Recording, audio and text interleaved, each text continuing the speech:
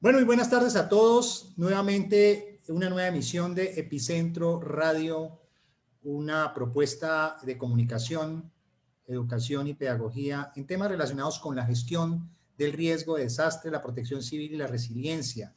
Hoy estamos en este programa Entendiendo el Riesgo y tenemos un gran invitado que quiero presentarles a ustedes porque el día de hoy vamos a conversar con él sobre estos temas que son importantes en relación con la gestión del riesgo de desastre.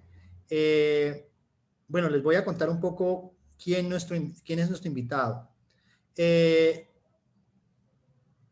Nuestro invitado de hoy es Francisco Sarmiento, es médico de la Universidad Militar de Nueva Granada, especialista en epidemiología de la Universidad del Bosque, tiene una maestría europea de medicina de desastres de la Universidad de Piemonte, tiene una maestría internacional en salud pública de la Universidad Hebrea de Jerusalén y actualmente doctorando en ciencias de la administración de desastres de la Universidad de Delaware en Estados Unidos, en donde investiga precisamente procesos de preparación hospitalaria frente al COVID-19 en Colombia. Además ha sido voluntario y funcionario de la Cruz Roja Colombiana seccional Cundinamarca y desde el año y Bogotá en el año 2001, fue miembro del Grupo de Gestión del Riesgo y Respuesta Inmediata a Emergencias de Salud Pública del Instituto Nacional de Salud de Colombia y por más de 10 años ha sido consultor en gestión del riesgo de desastres en hospitales, organizaciones públicas y privadas y comunidades. Entonces le quiero dar la bienvenida. Francisco, buenas tardes. Henry, hola a todos. Me siento muy feliz y privilegiado de estar en este espacio. Gracias. Bueno, el privilegio es para nosotros porque este espacio que se llama Entendiendo el Riesgo, pues desea cada 15 días tener invitados especiales como tú para hablar precisamente sobre la comprensión de lo que significa el riesgo de desastre. La primera pregunta que te quiero hacer en este diálogo que vamos a ir impulsando durante estos minutos es ¿por qué es importante comprender el riesgo? Uy, esa es una pregunta muy compleja, es todo realmente. Porque el riesgo es algo que no se ve tan fácil, es una abstracción ante la incertidumbre, ante un futuro probable, infrecuente a veces, lejano psicológicamente, y nos toca empezar a tomar decisiones hoy para que si ese riesgo se manifiesta, pues podamos saber cómo qué pasa. Todos los procesos de gestión del riesgo deben estar basados en suposiciones realistas. Aquí estoy poniendo entre comillas esta frase que tanto repiten los padres de la investigación en desastres, ¿no? Y es que las suposiciones con base en las cuales nosotros debemos hacer todos esos procesos no pueden ser mediocres, tienen que ser realmente basadas en ojalá la ciencia y ojalá un conocimiento en diferentes niveles, porque los desastres afectan todo lo que hemos construido, incluso mentalmente. Entonces, cuando uno tiene unas suposiciones que no son realistas o que son basadas, por ejemplo, en lo que nos dice Hollywood o en lo que nos dicen los noticieros, estamos teniendo una comprensión equivocada, y cuando hacemos los planes con base en esas ideas que no son correctas, pues va a fallar y va a haber una brecha gigantesca entre lo que el desastre nos exige y lo que hemos logrado. Hemos visto, Francisco, cómo estos temas pues, han tenido una evolución en el tiempo, de épocas donde considerábamos que los desastres eran naturales a hoy, pues llevamos 30 años o más, yo diría. Tú que vienes de una escuela o estás en una escuela, me decías antes de esta entrevista de la escuela de Quarentelli. Cuéntanos un poco cómo ha sido esa experiencia y cómo desde esta escuela, porque muy probablemente también ha sido parte precisamente de la evolución, ¿sí? De la evolución del conocimiento, de pasar de entender los desastres como naturales hacia hoy sustentar de que no son tan naturales. Uy, la experiencia pues para responderte eso toca hablar de varios niveles. La experiencia personal ha sido muy difícil para mí, porque yo soy médico y no sociólogo. Ya. Y una cosa es leer los textos de medicina, que entran fácil para mí, y otra es leer la sociología, que es esa construcción que hacen personas y que los artículos científicos no son corticos, sino que son larguísimos porque tienen que expandir esos conceptos ampliamente y ha sido un trabajo duro, pero satisfactorio en el sentido que cambia todo un paradigma. Y que las definiciones que antes sabíamos, esas definiciones que aprende uno en los cursos de desastres, pues vistos a la luz de todo lo que toca saber, se quedan cortas, ¿sí? Y se da uno cuenta que este tema es muy amplio y debe analizarse de manera interdisciplinaria obligatoriamente, y no solo interdisciplinaria, sino también incluyendo actores no científicos, porque una cosa es lo que los estudios han logrado captar con las limitaciones que tiene la ciencia, y otras son las necesidades sentidas de las personas de la comunidad que tienen un conocimiento que, si bien no es científico, es muy válido y debe escucharse porque es real, es funcional.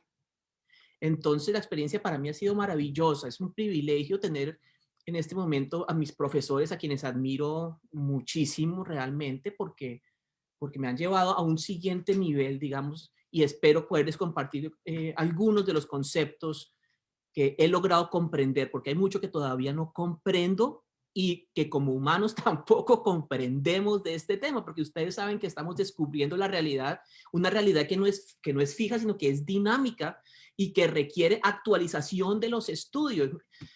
Sin embargo, algo que también me ha sorprendido es que debido al respeto que se le tiene a estos autores del pasado, ¿cierto? Que ya murieron, Quarantel y Dines, y muchos de ellos ya han pasado. Ellos escribieron desde los 60 de estos temas y sigue siendo vigente.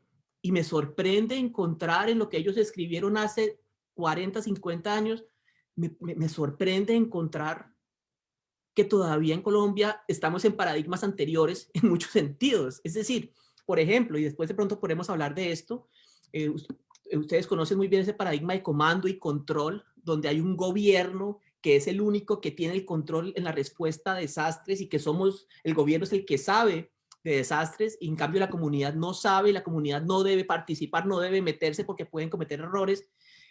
No es la regla, pero se ve en este paradigma.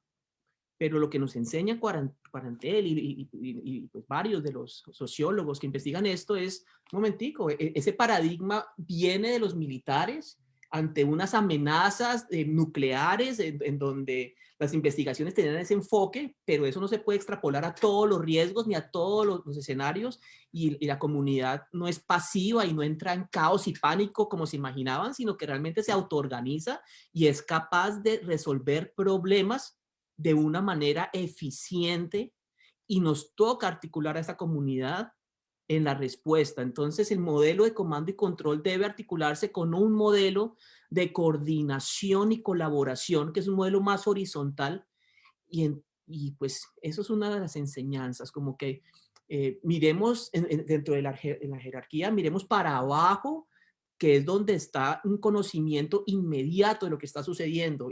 Incluso los tomadores de decisiones nunca podrán tener en su cabeza la imagen de lo que ocurrió en un desastre de una manera completa. Tienen algunas foticos, algunos daticos, y cuando les llega a los tomadores de decisiones esa información ya no es vigente, porque la realidad es dinámica. En cambio, los que están abajo están viendo cómo todo está ocurriendo y en un momento más real. Es decir, si hubiese un terremoto acá, un huracán acá, yo estaría viendo con mis ojos lo que ocurre, y cuando mando el dato, mientras ese dato va llegando allá, ya entonces pierde cierta vigencia. Sin embargo, ahorita, con la tecnología, estamos logrando en tiempo real ver lo que está pasando en terreno, ayudados de la inteligencia artificial, del Twitter, del crowdsourcing, que es cuando la comunidad reporta lo que está viendo a través de redes sociales. Hay unos proyectos súper interesantes, como no sé si conozcas un proyecto que se llama One Concern en Estados Unidos. ¿Lo conoces? Un proyecto súper interesante, que la parte de desastres es liderada por Craig Fugate, que fue el que lideró FEMA durante mucho tiempo, que es como de los expertos que más respetan porque hizo las cosas muy bien durante su administración ahí. Y y ellos son capaces de hacer una evaluación de daños casi en tiempo real usando fotografía satelital y software y inteligencia artificial. Y la tecnología realmente nos está dando muchas cosas. Entonces el paradigma también va cambiando a medida que vamos sacando más información. Tú estás en una de las escuelas, bueno, la escuela norteamericana fue una de las pioneras también en este tema de la gestión del riesgo. Yo recuerdo con Gilbert White, Eso, bueno. hace muchos años, los años 60, que dieron los primeros aportes de entender este tema de los desastres como desde un enfoque social. Hemos visto a lo largo del tiempo, y también nos ha demostrado otras corrientes de pensamiento, específicamente latinoamericanas, como la Red de Estudios Sociales en Prevención de América Latina, donde tenemos grandes referentes como Alan Lavelle, Andrew Masplit, que han podido construir y sustentar sus teorías sobre el tema de por qué los desastres son producto de prácticas equivocadas del desarrollo, analizando a Latinoamérica como un gran laboratorio, pero a escala real, ¿sí? Y ha sido eso lo que ha permitido, y los desastres que han ocurrido, el poder demostrar que los desastres no son naturales. Hoy estamos también en estos años, 30 años, 40 años después de que estos señores han planteado sus teorías, estamos hoy como intentando promocionar y promover en los gobiernos, y hay una campaña muy fuerte sobre que los desastres no son naturales. Tú que estás, estás estudiando, digamos, todos estos paradigmas desde la escuela norteamericana, y estás en una gran escuela, precisamente, ¿ves qué semejanzas y diferencias hay entre el pensamiento de la escuela norteamericana en respecto a la gestión del riesgo de desastre, como se ha venido, o como se plantea ahora, con el pensamiento, digamos, de este grupo que es mucho más, ha involucrado gente de Inglaterra, pero también gente colombiana, gente de varios países de América Latina? ¿Hay coincidencias o cómo lo ves tú? Sí, claramente hay muchas coincidencias porque estamos hablando de desastres, pero hay unas diferencias pues, sociales que vemos, incluso en lo que llaman los conceptos erróneos o mitos de los desastres. Hay cosas que dicen ellos que no ocurren, ¿cierto? Pero que yo sí veo que ocurren en nuestra sociedad. Por ejemplo, este tema de lo que llaman los saqueos posterior al desastre y toda esta... las personas entonces aprovechándose del desorden para robar, por ejemplo, que en Estados Unidos se sabe, es un mito en el sentido que si ocurre no es por el desastre, ocurre es porque la sociedad ya venía con esas tendencias y ya había, digamos, este crimen o estas necesidades, y el desastre pues abre una posibilidad para que las personas lo hagan. Y cuando miramos las realidades de Colombia, por ejemplo, frente a situaciones de crisis, vemos que debido a nuestra realidad, pues se facilitan estos procesos, ¿no? Pero se facilitan de una manera mucho más amplia. Yo no puedo hacer esa comparación que tú me pides de una manera tan adecuada porque, siendo honesto, yo no he sido juicioso en estudiar la realidad latinoamericana, porque hasta ahorita seriamente estudio los desastres como tal. Yo antes venía más de la medicina de desastres, que es un enfoque más hacia los hospitales y las múltiples víctimas, la atención prehospitalaria, pero no estos temas sociales. Entonces, mi sesgo actual sí es el de Estados Unidos, pero dentro de lo que yo leo de la ciencia de los desastres, para mí tiene muchísimo sentido lógico.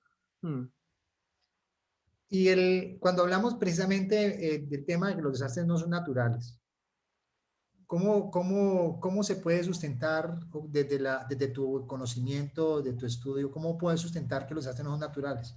¿Cómo convencer a un político, a un tomador de decisión en la comunidad, o a las personas que nos están escuchando? Porque normalmente cuando ocurre un evento, entonces siempre le echamos la culpa a la naturaleza, ¿no? Entonces es la naturaleza la culpable, ¿sí? ¿Cómo entender, cómo motivar o cómo promover el poder cambiar, romper ese paradigma que ya algunos autores se atrevieron a romperlo hace muchos años y lo han demostrado con datos?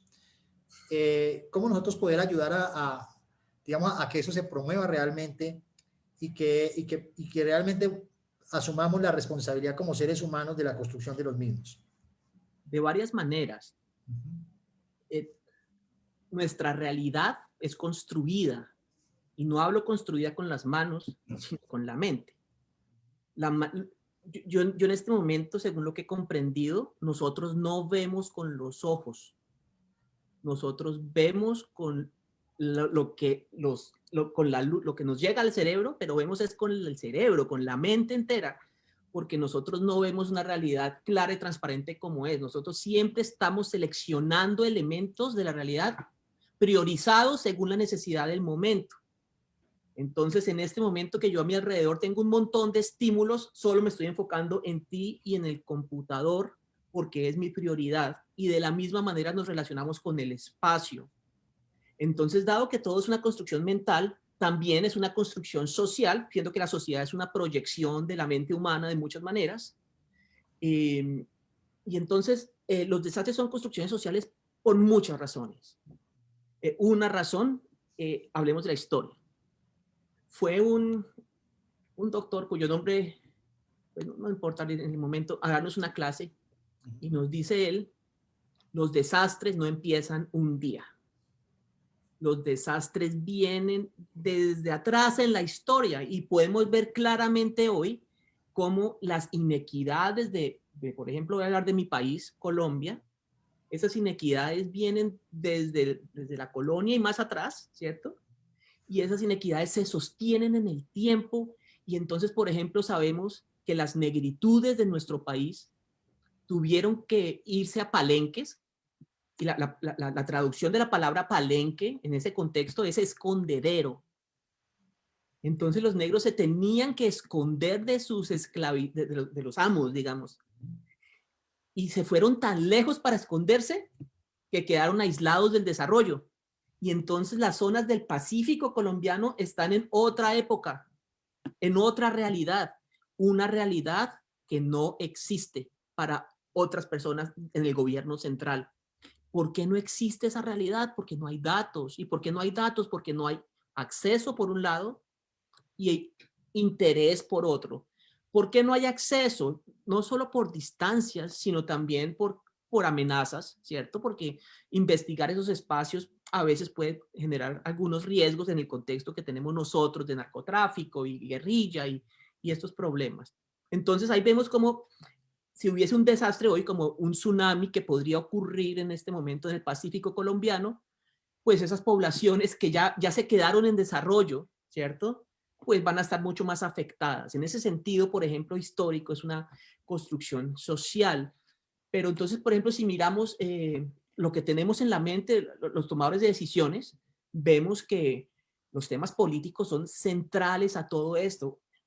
Hay gente que dice que uno no debería hablar de política en momento de desastre. Lo he escuchado mucho alrededor de COVID. Pero los expertos dicen, uno no puede hablar de desastres sin hablar de política. Y entonces se da uno cuenta que todo tiene que ver con todo, que la interdependencia es gigantesca y que si bien tenemos algunas categorías que nos permiten pensar, ordenar las cosas y investigar, la realidad es fluida, sin categorías.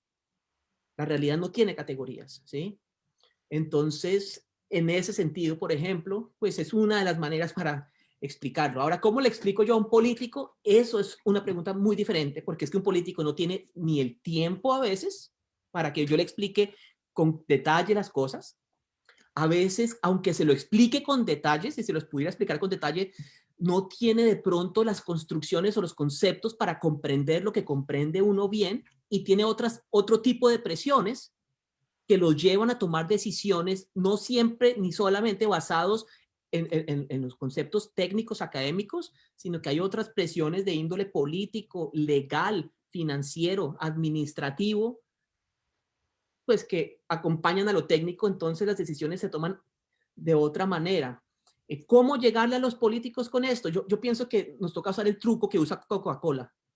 Es decir, el mercadeo ha logrado unos avances en lo que es la psicología del consumo gigantescos y ellos saben hacernos tomar veneno sintiendo nosotros placer. Definieron lo que es la Navidad, ¿cierto? Y definieron que la Navidad es ese momento como lo estamos viendo y todas estas cosas.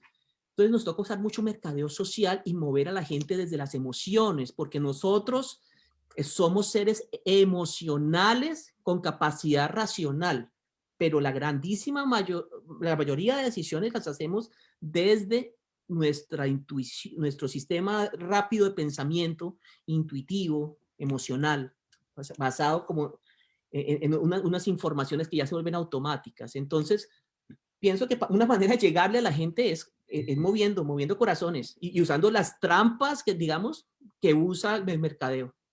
Es lo que he aprendido. Bueno, estamos aquí conversando con el doctor Francisco Sarmiento de Estados Unidos. Un saludo especial a nuestro director en México, Héctor Paz.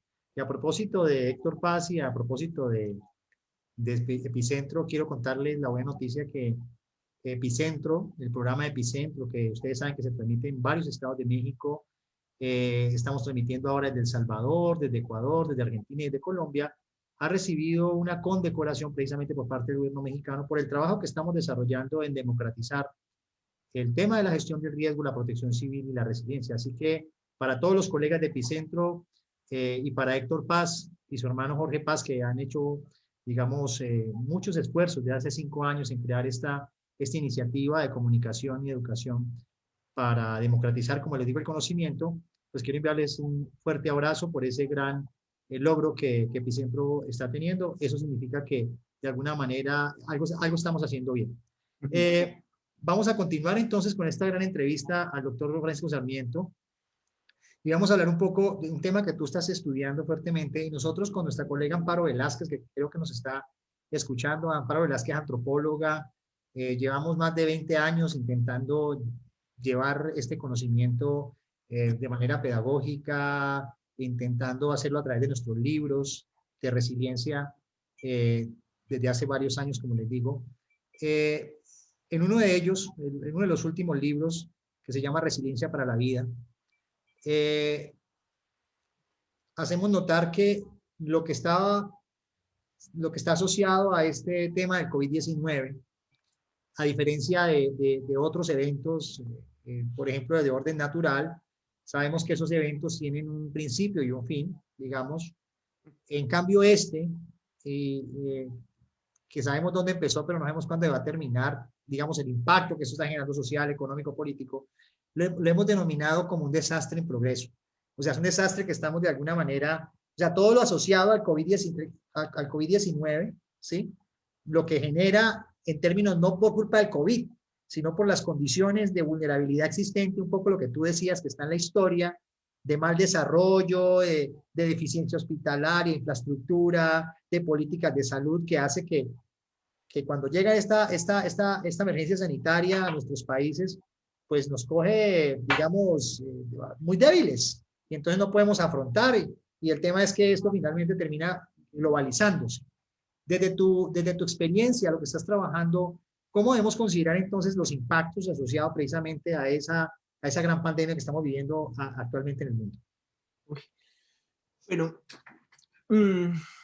primero que todo, no para todo el mundo COVID es un desastre. Eso es algo importante. Nosotros tenemos los modelos mentales que nos permiten meter al COVID ahí, pero para muchos hospitales el COVID es una situación normal a la que ya se adaptaron, digamos, ya una crisis a la cual se adaptaron y responden, y incluso hay sectores que no usan los modelos de gestión del riesgo, ¿sí? Y, por ejemplo, la epidemiología no usa la gestión del riesgo, sino que es un modelo independiente de muchas maneras y que podría beneficiarse la gestión del riesgo por la integralidad como concepto. Con respecto al tema de conocimiento de riesgo, y doy un paso atrás porque me sorprende hoy en día que yo sigo en redes a antivacunas, antipandemias y a anticiencia. En Twitter tengo varios perfiles que siguen a esta gente con el fin de conocer el riesgo, porque es que ellos son una amenaza para el conocimiento y para la conciencia, porque hay gente que promueve activamente no se vacunen, no usen máscaras que se intoxican. Todo es una gran mentira para controlarnos y todas las teorías de conspiración que derivan de ahí. Entonces yo los sigo a ellos con el fin de aprender. Eso es una parte del conocimiento del riesgo y me sorprende algo. Me sorprende que para mucha gente este tema de la pandemia es nuevo, ¿sí? Es nuevo y es como si fuera una construcción social. Y entonces cuando Bill Gates dijo que iba a haber una pandemia es porque lo estaba planeando y nos estaba enviando claves, porque los Illuminatis envían claves de futuro. Y se olvidan que en 1968 hubo una pandemia que dejó más de 1 millón de muertos. En 1957 hubo otra pandemia y por siglo hay como 3 pandemias. Entonces, esta va a ser una de las pandemias que viviremos en esta generación y que ojalá la historia no lo olvide. El tema nuestro es que estamos olvidando y que en la fase de recuperación no estamos dejando las señales para que las futuras generaciones no olviden lo que ocurrió. En Japón aprendieron esto. En Japón, por ejemplo, con la reconstrucción tras este evento que tuvieron en el 2011, ellos empezaron a dejar construidos varios símbolos para conmemorar y para que las futuras generaciones recuerden, aquí hubo un tsunami, llegó hasta esta altura, mató tanta gente, no construyan acá. Pero eso tiende a olvidarse. Entonces nos toca tener un montón de mecanismos para incluir en nuestra cultura todo lo que estamos aprendiendo. No sé si me alejé ya mucho de tu pregunta, ¿me la puedes repetir? Vamos bien, o sea, vamos bien porque la idea es poder, estás explicando, digamos, y hay algo que mencionaste, importante, y yo quiero retomarlo, porque tú dices, normalmente este tema de salud se aleja de la gestión del riesgo de desastre. Vemos cómo el manejo en los países lo están haciendo los ministerios de salud, y entonces uno ve una desconexión entre los ministerios de salud en algunos países con las oficinas de gestión del riesgo de desastre. Entonces, y tú de alguna manera estás intentando, nos estás dando un poco de luces acá de por qué se entiende eso. Tú dices ya los hospitales, digamos, eso es una cosa normal, sí, el manejo, pero por este otro lado nosotros estamos sintiendo el impacto económico, social. Entonces, ¿cómo conectar un tema que es aparentemente de salud pública, pero que también tiene que ver con un tema del mal desarrollo? Porque las comunidades que se están viendo más afectadas son las normalmente que están mal desarrolladas. ¿Cómo puede ser eso? Sí, algo que yo veo, que es una de mis principales lecciones acá, en este programa de desastres que estoy estudiando, es que lo que hace un desastre básicamente es que cataliza o acelera procesos sociales que ya están ocurriendo. Entonces, si hay una tendencia positiva, lo que el desastre hace con esa tendencia positiva es permitirle expresarse mejor. Entonces, si hay un buen proyecto como el tuyo o como otros proyectos que hay, cuando sale el desastre, estos proyectos tienen una grandísima oportunidad pues, de salir adelante y expresarse y crecer. Pero si hay debilidades, si hay una tendencia negativa, social, si hay vulnerabilidades, si hay cosas que funcionan, pero no tanto, el desastre entonces coge esa tendencia y la acelera para abajo, ¿cierto? Otra cosa que yo veo acá tiene que ver con el ser humano y con el ego, y con la lucha de poderes. Aprendí yo en Israel, en un curso de emergencias que tomé, algo que me pareció a mí hermoso y que me cambió las cosas. Me contaban allá que en la época de la intifada, alrededor del año 2000, 2002, cuando los palestinos se rebelaban y su única arma contra ese poderoso país que es Israel, los palestinos pues se inmolaban, explotaban y hacían un montón de actos terroristas. Y cuando llegaban a responder los de Israel, había un montón de conflictos entre bomberos, policía, ejército, Maguen David Adom, que es como la estrella de David roja, que es como la Cruz Roja, ¿cierto? Que ellos controlan todo el sistema de emergencias médicas de Israel, y había conflictos humanos, y es a ese nivel del conflicto humano donde vienen los problemas. Entonces ellos dijeron, oiga, ¿qué hacemos para mejorar las relaciones entre la gente? Entonces lo que ellos hicieron es que empezaron a tomarse en serio las relaciones humanas. Y dijeron, contratemos un psicólogo que nos ayude a entender esto. Y con ayuda de psicólogos empezaron a hacer que todos estos grupos de socorro se volvieran amigos y se conocieran humanamente y rompieran los prejuicios que había y esas barreras. Y entonces empezaron a celebrar cumpleaños juntos, a hacer asados, a hacer reuniones mediadas por psicólogos en los que les permitían a las personas hablar más allá de su cargo desde un componente humano. Y uno de los ejercicios en los que yo participé, que nos estaban enseñando, es que nos decían, nos ponían en dos círculos concéntricos, ¿cierto? Que iban girando cada minuto de personas, ¿no? Y entonces decían, cada uno tiene un minuto para contarle a la persona del frente sus sueños, los sueños de su vida, sus anhelos. Yo tenía un conflicto con un militar, un conflicto psicológico, no real, psicológico. Bueno, mi realidad es psicológica. Entonces, tengo algunos problemas con algunos militares y pues él me parecía que encajaba en mi prejuicio, ¿cierto? Y cuando me tocó hacer el ejercicio frente a él y lo escuché hablar, nos volvimos amigos. Y todo el curso nos volvimos amigos. Y me encantó ese ejercicio porque yo sé que si me lo vuelvo a encontrar lo saludo y de eso se trata. Entonces, cuando tú hablas de esta división entre la salud pública y la gestión del riesgo y otras oficinas, se da uno cuenta que en últimas se trata de relaciones humanas. Y cuando hablamos de preparación para desastres, que es el tema que en este momento trabajo hace varios años, nos damos cuenta que en últimas lo que más queda son las relaciones humanas. Y una de las frases que repiten Cobrantel y Dines una y otra vez en diferentes textos, porque se la pasan reciclando frases y todo, es que el plan no es tan importante como el proceso de planificación, porque en ese proceso de planificación es que las personas se conocen y se vuelven amigas. Entonces, cuando yo llamo no al encargado, sino yo digo, hola Henry, ¿cómo estás? Mira, necesito que me hagas un favor. Y entonces la información fluye y el apoyo fluye. Entonces se trata de construir una resiliencia a partir del ser humano, de las relaciones humanas, del corazón, porque somos seres íntegros, no somos un título nomás. Y eso nos toca fortalecerlo. Has nombrado o has mencionado una palabra que ya te iba a preguntar sobre la resiliencia. Desde la escuela donde tú estás, desde la escuela norteamericana, ese concepto de resiliencia que se ha puesto de moda, que todo el mundo, digamos, asume, eh, ¿cómo lo interpretas? ¿Cómo lo ves tú? Porque aparece el concepto y se coloca todo como un adjetivo que acompaña algo, ¿no? Ciudades resilientes, empresas resilientes, 100 Ay, días de resiliencia. ¿Cómo lo ves? ¿Cómo ves tú? ¿Y cómo lo manejan desde la escuela norteamericana? Interesante poder ver eso. ay, Henry, no me corchaste. Y me corchaste es porque sé que hay una respuesta. Hay una respuesta. Ajá. Te cuento. Tuvimos una clase de resiliencia en la cual nos tocaba leer artículos científicos donde criticaban el concepto de resiliencia. Realmente lo criticaba un profesor que es cubano, ya pensionado, que se llama Benigno Aguirre. Sí. Pero no me leí ese documento, entonces no te puedo contar. Pero entonces, Pero desde tu perspectiva, sí, yo te cuento. de Francisco. Sí, de Francisco, claro, perfecto. Ajá.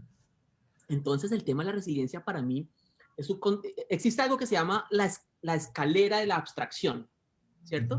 La escalera de la abstracción es que hay conceptos que son muy abstractos y que la única manera de operacionalizarlos y entenderlos es ir bajándolos a algo más operacional, más tangible, ¿cierto? La resiliencia es uno de esos conceptos que están tan arriba que cómo se come eso, ¿cierto? ¿Cómo se hace para... ¿Qué es mucho?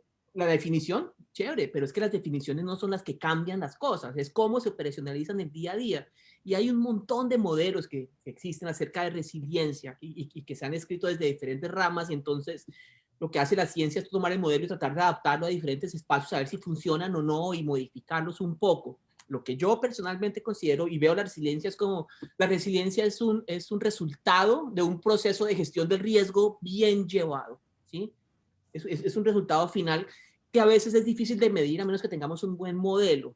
Es como un ideal tan perfecto al cual no llegaremos de manera perfecta, porque es que no, uno perfectamente podría hablar de resiliencia de un país, pero ahí caeríamos en la falacia ecológica, que es que cuando uno analiza a nivel de país, entonces uno termina promediando los ricos con los pobres y dice entonces la resiliencia fue esta, pero cuando uno ya baja el nivel de análisis y se da cuenta que hay comunidades que nunca se recuperaron y que los ricos se recuperaron, entonces compensan lo que los pobres no hicieron. Entonces es importante no caer en esas falacias y hay gente que no se recupera. Hay gente que no se recupera y yo conozco gente que vivió la tragedia de Armero de 1985, que hoy es pobre y que antes de Armero era rica. Y entonces, ¿de qué resiliencia hablamos ahí? Sí, seguramente psicológica, seguramente habrán sanado muchas heridas, pero en otros aspectos no. Entonces, es importante tener esos ideales, pero es importante saber que son ideales. Hoy estamos hablando y estamos intentando conectar agendas globales como el marco de Sendai, la agenda del cambio climático, los objetivos de desarrollo sostenible, la agenda urbana, agendas también para mirar el tema humanitario.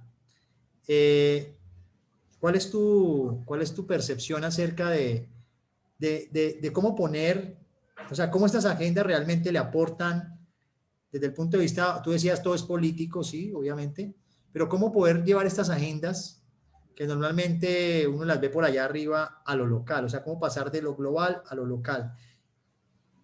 Me encanta, a mí esas agendas me encantan en el sentido que los que promueven esa agenda son los que han sufrido y son entonces los que lideran ese tema, porque han sufrido y ustedes saben que Japón ha sufrido todos los desastres que queramos y aún así está aquí en la sociedad.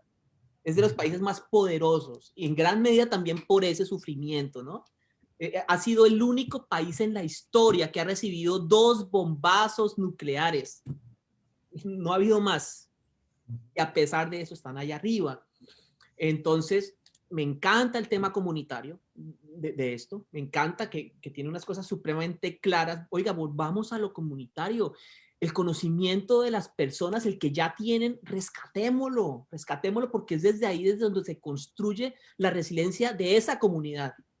Porque es que nosotros no podemos seguir copiando modelos de países desarrollados, modelos tan ideales que no todo el mundo puede alcanzar. Para dar un ejemplo, y con esto conecto con otro tema, y perdóname el salto aquí, pero es que todo está relacionado Claro. y mi mente es así inquieta. Resulta que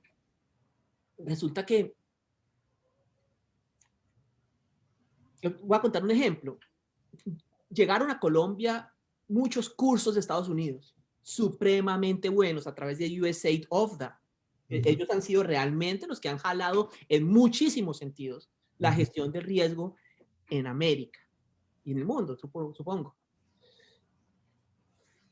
Y a pesar de todo lo excelente de esos cursos, son tan buenos que no todo el mundo puede seguir los estándares que exigen. Entonces, para tú entrar a una estructura colapsada y hacer rescate, tienes que tener tantos requisitos, tanto de seguridad como de conocimiento, que solamente un grupo pequeñito es el que logra ese nivel.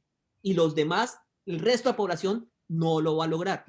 Pero lo que muestran los estudios es que el 90% de los rescates en estructuras colapsadas, que es el ejemplo del cual estoy hablando, los hace la comunidad con sus propios recursos, con sus manos.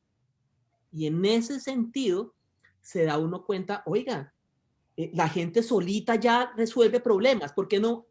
En vez de enseñarles ideales tan grandes que requieran un montón de equipos y un montón de conocimientos, ¿por qué no tratamos también de mirar con lo que ya tienen cómo resolver problemas? Entonces, se han hecho en Colombia, por ejemplo, unos intentos muy interesantes con el CREC-L, que es el curso de rescate de estructuras colapsadas nivel liviano, en donde se le enseña a la gente cómo con barras metálicas y con bloques de madera, entonces, o sea, bajo costo, y algo supuestamente disponible en una comunidad, pudo hacer rescates. Pero en la vida real, pues yo no conozco a nadie personalmente que tenga barras metálicas en mi barrio, por ejemplo, y bloques de madera. Entonces uno dice, ¿cómo se resuelve este problema?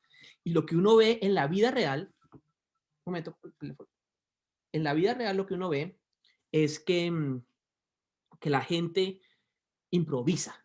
Y ese era el salto que quería dar. La improvisación en desastres y lo que se llaman los grupos emergentes en desastres es algo que para mí es apasionante.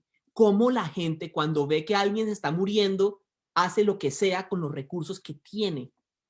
Y entonces en Colombia tenemos una ventaja grandísima, que no sé si sea así en otros países de Latinoamérica, en donde sabemos en Colombia que en cada edificio hay un botiquín, en cada edificio hay una camilla, en cada carro hay un botiquín, en cada carro hay un gato ¿cierto? Para levantar el carro. Entonces piensa uno, ¿será que esto se usa? Y empieza uno a mirar videos de desastres reales donde la gente toma los recursos que tiene alrededor para hacer técnicas de rescate improvisadas con todos los riesgos que eso trae. Y seguramente con todas las muertes. Hay un estudio que lo vi una vez y no lo volví a encontrar, me encantaría que alguien me lo enviara, pero lo leí una vez donde decía que en el terremoto de México del 85 murieron muchísimos socorristas tratando de ayudar a la gente. Entonces, a lo que yo voy con esto es que no existe ninguna decisión perfecta. Todas las decisiones que tomamos tienen pros y contras, todas. Hace parte de las paradojas de vivir en este plano material que vivimos.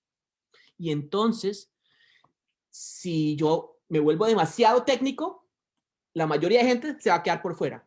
Y si me vuelvo demasiado improvisado, pues corro todos los riesgos de demasiado improvisado. Entonces es cómo encuentro un balance o cómo cojo a la gente y le digo, oiga, venga, ¿por qué no con lo que usted ya tiene acá, realmente tiene acá, tratemos de construir técnicas de rescate con lo suyo? Y me sorprendió un libro de Nueva Zelanda que está gratis en internet, en algunas páginas de esas de prevención, donde enseñan técnicas de rescate improvisadas usando camillas de lona, ¿sí? Y cuerdas para bajar pacientes de del segundo piso con sistemas súper sencillos. Lo amarran las 4 puntas y los 4 vientos y lo descienden al paciente así, etcétera.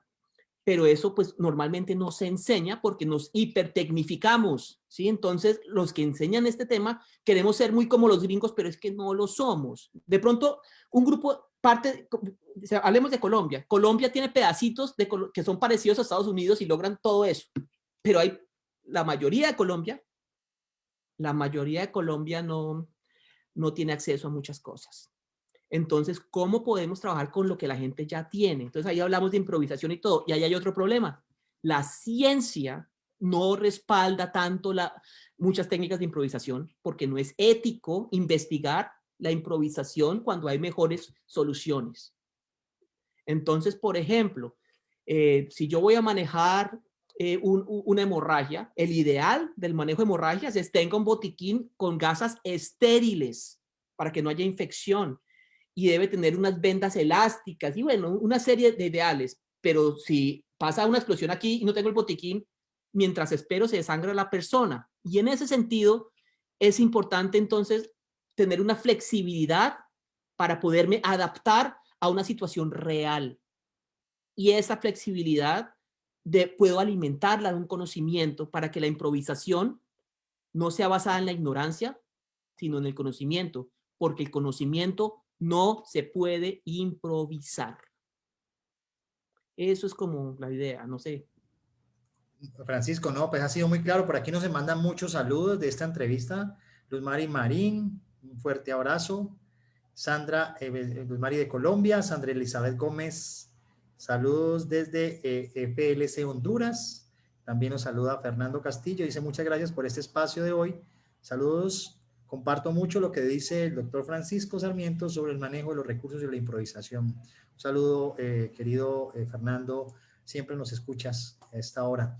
Y bueno, ya para ir cerrando este espacio, para finalizar, porque sería muy bonito el poder continuar, pero tenemos que cerrar ya este espacio y espero, Francisco, poder continuar en otro espacio conversando contigo, porque nos parece que tu experiencia aporta mucho, además porque estamos colocando precisamente, estamos saliendo un poco digamos, de la teoría para hablar desde la experiencia práctica y la realidad del territorio, de qué manera podemos generar conocimiento del riesgo, ¿cierto? El valorar los saberes comunitarios, populares, también los saberes ancestrales, y vamos, por ejemplo, a las comunidades indígenas de nuestros pueblos, a las comunidades afro, donde también hay mucha sabiduría, pues eso de alguna manera nos permite como valorar, porque a veces subvaloramos el conocimiento de los otros, porque creemos que solamente la ciencia es la que tiene. Yo alguna vez, hace muchos años, trabajando con comunidades indígenas en Colombia, logré comprobar una hipótesis, decía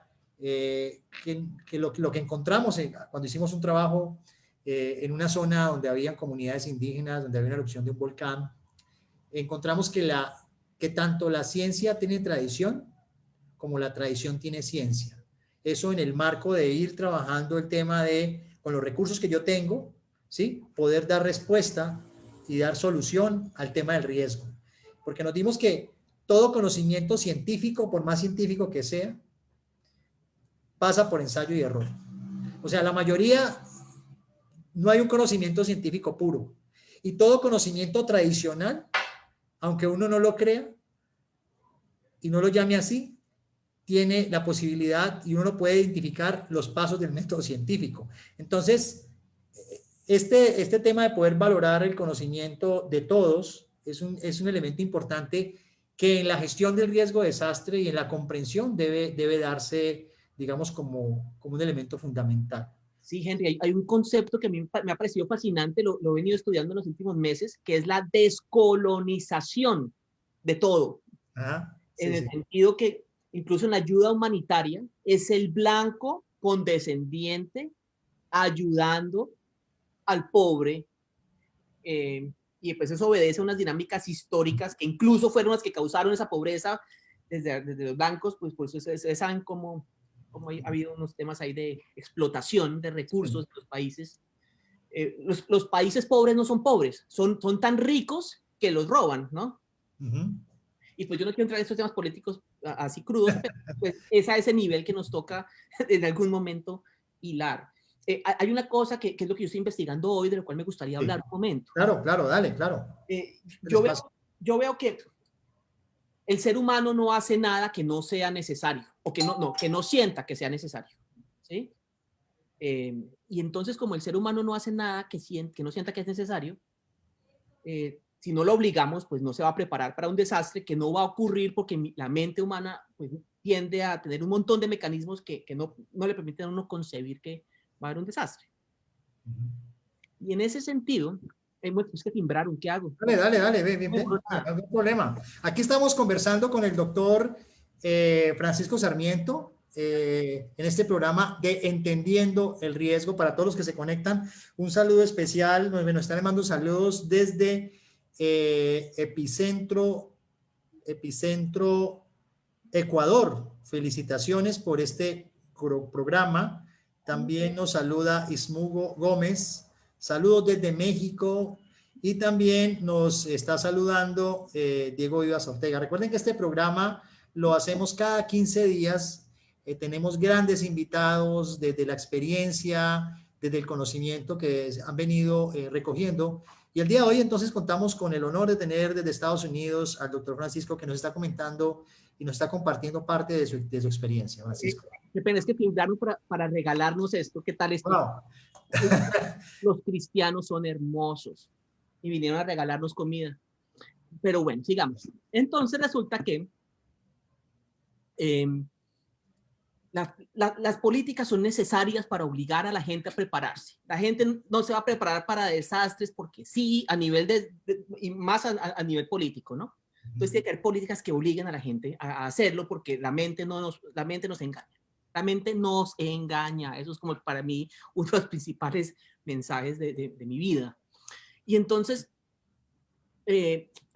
las normas, las regulaciones, los estándares son fundamentales para jalar procesos de gestión del riesgo. Sin embargo, las normas no incluyen todo lo que toca hacer y exigen unas evidencias que son relativamente fácilmente construidas, y ocurre como con el cuento de los 3 cerditos y el lobo.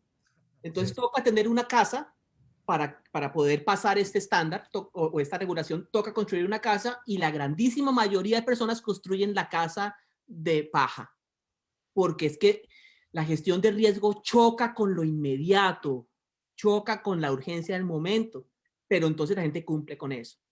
Mi tesis es la siguiente. Yo, así apasionado, empecé a trabajar en hospitales el tema de gestión del riesgo, y llegábamos con una amiga que se llama Sandra Castelblanco.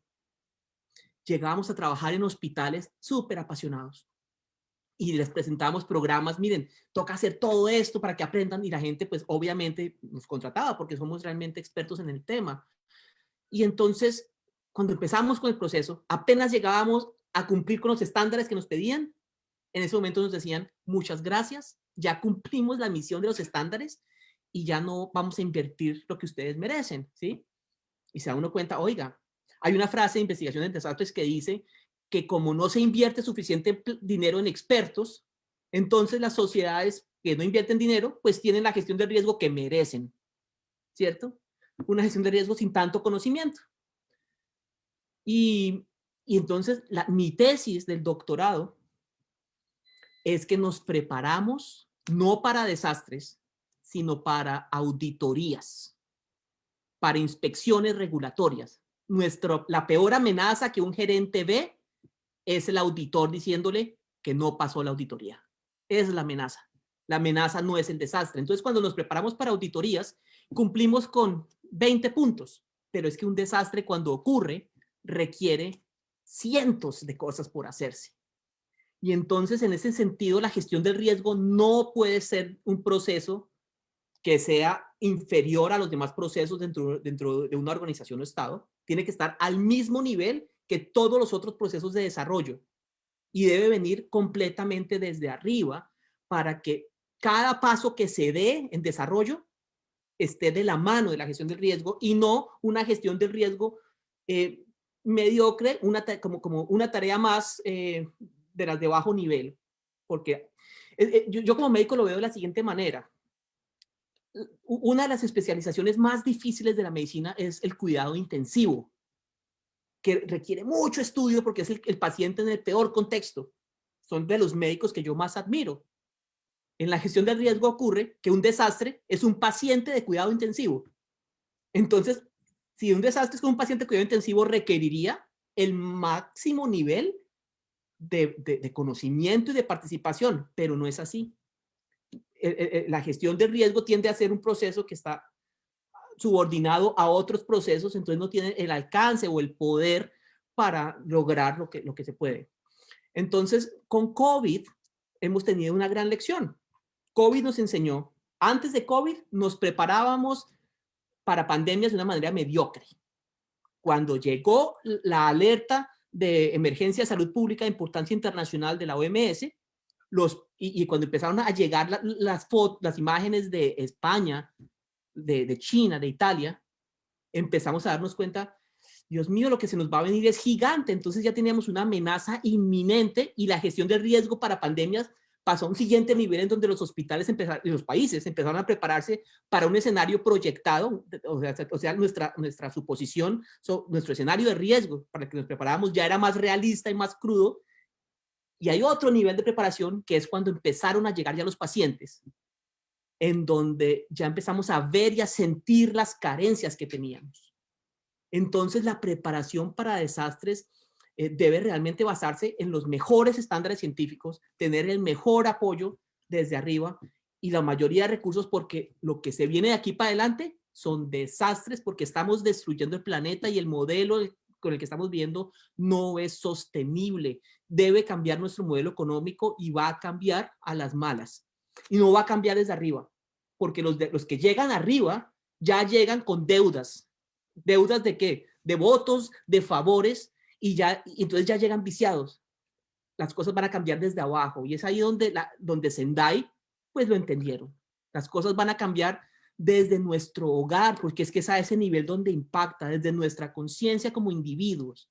Y en ese sentido yo le encuentro sentido a este trabajo. ¿Qué puedo hacer yo en mi vida cotidiana con la gente que tengo alrededor como si yo fuera una velita de poca luz? ¿Qué puedo hacer yo para iluminar un poquitico a las personas que me escuchan? Entonces, este espacio que tú me permites y nos permites es una cosa muy grande porque estamos pudiendo brillar un poquitico más. Es como si pusieras un espejo frente a una vela para que un poquitico más nuestras comprensiones lleguen a otros. Bueno, Francisco, no, pues aquí tienes el espacio abierto y lo hablábamos detrás de cámaras. Vamos a crear una gran red precisamente para seguir conversando sobre estos temas, seguir colocando sobre la mesa la experiencia de cada uno de los actores que han participado en este programa y los que vienen, ¿no? Vienen sorpresas, vamos ahora a trabajar mucho por ir incorporando cada vez más personas especialistas en el tema y que ojalá en un futuro muy cercano podamos hacer foros, debatir precisamente sobre estas temáticas que nos permiten construir posibilidades para precisamente ayudar a cambiar realidades, que es un poco lo que queremos. Bueno, quiero agradecer las personas que se conectan a esta hora. John Fernández Mosquera, desde Buenaventura, un abrazo. Giovanna Osorio, excelente invitado. Saludos al doctor Sarmiento. Ali Edroso, saludos. Radio Epicentro también. Dice acá hay una pregunta. Dice acá, en su experiencia, doctor, ¿cómo generar ese proceso para que desde lo político la comunidad pueda hacer esa construcción para pasar la auditoría? ¿Llegar desde arriba? Desde todo lado. Los desastres son demasiado complejos, son algo que afecta la sociedad no solo en todos los niveles, sino en todas sus dimensiones.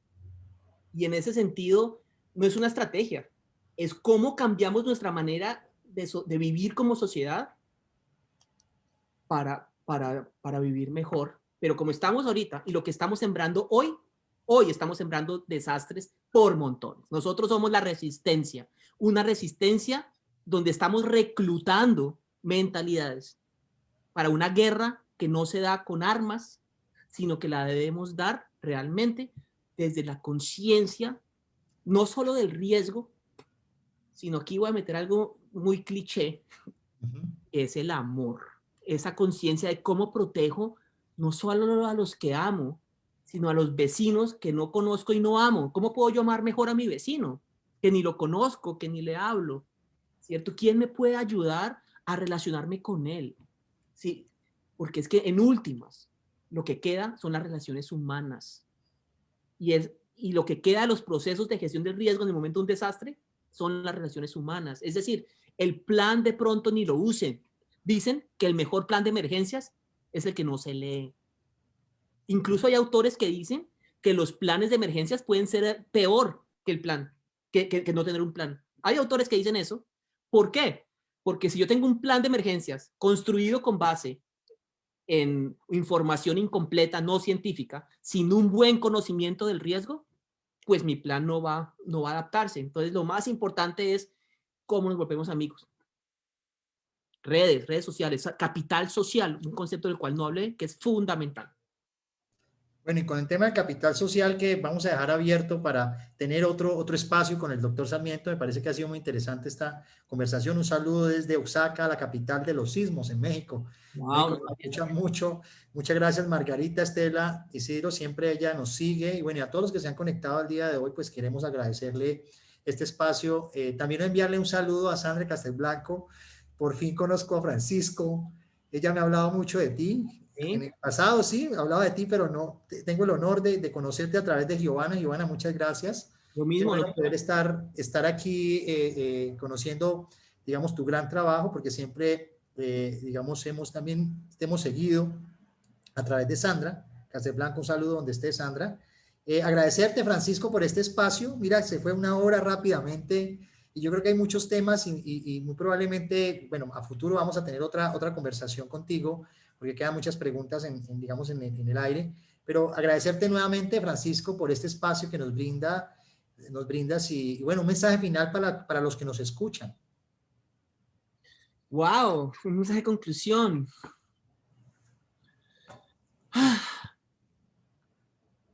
Todo empieza en casa.